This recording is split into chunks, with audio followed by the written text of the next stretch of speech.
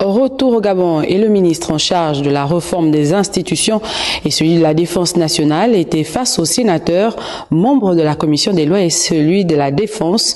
Les membres du gouvernement sont allés présenter des projets de loi. Cédric Nzengelomas, Franck Mexamangolo. Devant la Commission des lois du Sénat de la Transition, la ministre de la réforme des institutions plante le décor en présentant le projet de loi portant suppression du Haut Commissariat de la République et le projet de loi portant modification de la loi instituant la médiature de la République. Deux textes qui viennent reformer pour l'un et supprimer pour l'autre ces deux entités administratives.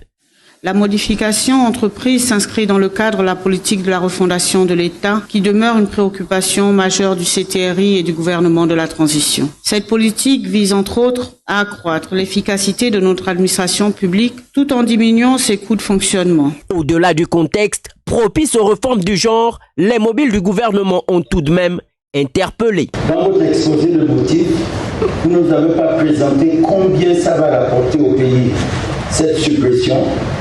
Et cet argent sera orienté dans quelle direction?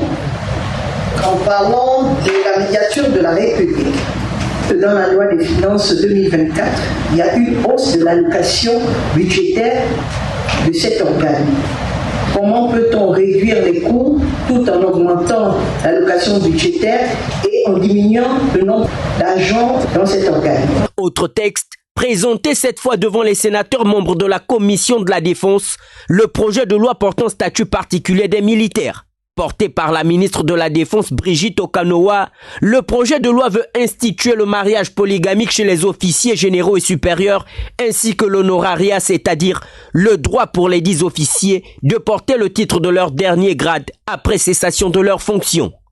Un texte qui a soulevé plusieurs questions des sénateurs et qui seront débattues lors de son examen au fond.